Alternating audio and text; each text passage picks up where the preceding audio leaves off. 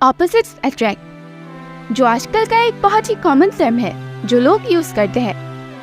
But do opposites really attract? लेकिन क्या opposites सच में अट्रैक्ट करते हैं? लोग अपने से बिल्कुल विपरीत इंसान को क्या वाकई में पसंद करते हैं, या फिर यह एक मिसकंसेप्शन है जो आजकल लोगों ने मॉडर्न रिलेशनशिप्स में बना लिया है?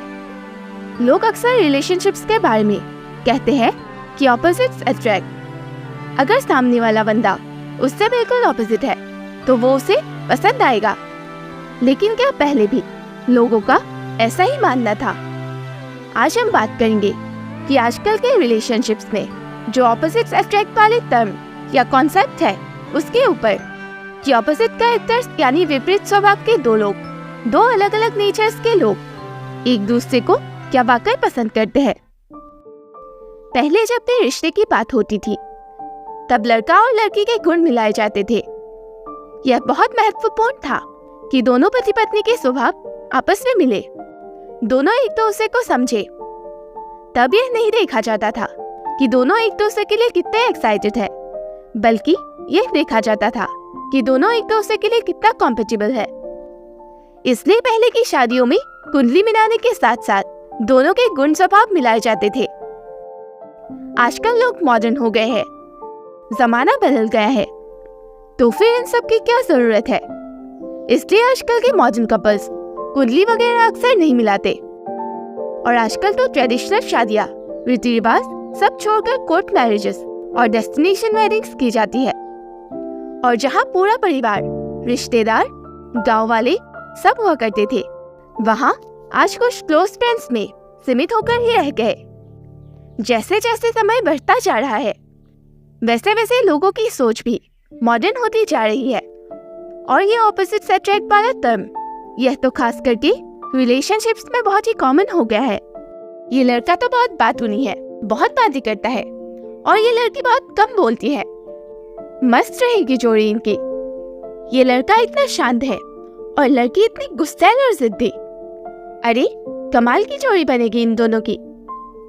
लेकिन क्या ये सब लॉन्ग टर्म, लंबे समय तक चलेगा?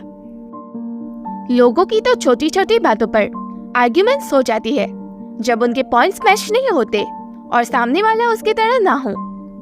फिर लाइफ पार्टनर जिसके साथ पूरी लाइफ रहनी है, उससे ऐसे अनबन झेल सकते हैं क्या लोग? जब रियल लाइफ के आर्ग्यूमेंट्स, वैल्यूज और थिंकिंग क्लैश करने लगती है, तब क्या ऑपोजिट्स सच में एक दूसरे को समझ पाते हैं या एक्सेप्ट कर पाते हैं? शायद लोग कुछ दिन, कुछ साल या झेल भी ले, लेकिन क्या जीवन भर दो ऑपोजिट्स एक साथ रह पाएंगे? इसलिए शायद आजकल इतने डिवोर्सेस और ब्रेकअप्स हो रहे हैं। पार्टनर्स तो आजकल कपड़ों से भी ज्यादा बदला जा रहा है।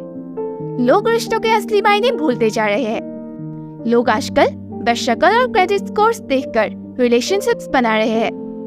लेकिन फिर भी लोग ऑपोजिट्स अट्रैक्ट की लत लगाए जा रहे हैं।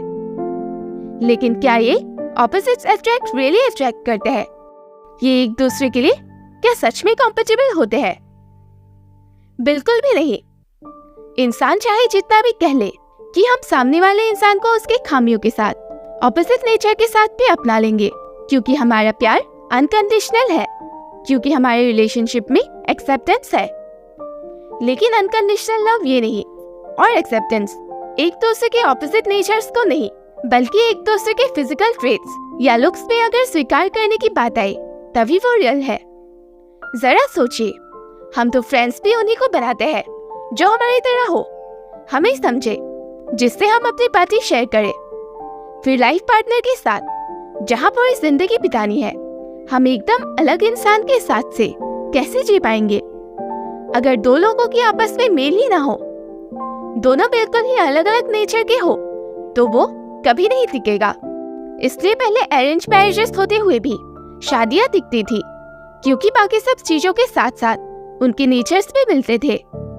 इसलिए पहले लुक्स से ज्यादा गुणों पर फोकस किया जाता था, और लॉन्ग टर्म में दोनों एक दूसरे की तरह है या नहीं, कॉम्पेटिबल है या नहीं, यह देखा जाता था। और पहले के लोग आजकल के लोगों की तरह इम्पल्सिव डिसीजंस नहीं लिया करते थे।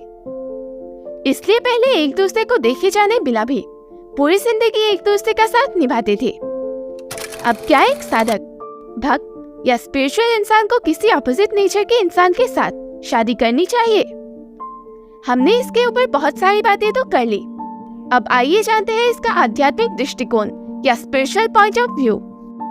एक स्पिरिचुअल इंसान आउटर और मटेरियलिस्टिक वर्ल्ड से ज्यादा अपने ऊपर फोकस्ड होता है। वो एक सीकर या जिज्ञासु होता है जिसे हमेशा सच की खोज होती है। अब जरा सोचिए, अगर उसे कोई बहुत ही मटेरियलिस्टिक पार्टनर मिल जाए तो क्या वो उसे मेडिटेट करने देगा? क्या कभी दोनों में डिसएग्रीमेंट मनमुटाव नहीं होगा? क्या वो अपने पार्टनर को टाइम और शांति दे पाएगा उसके ध्यान के लिए?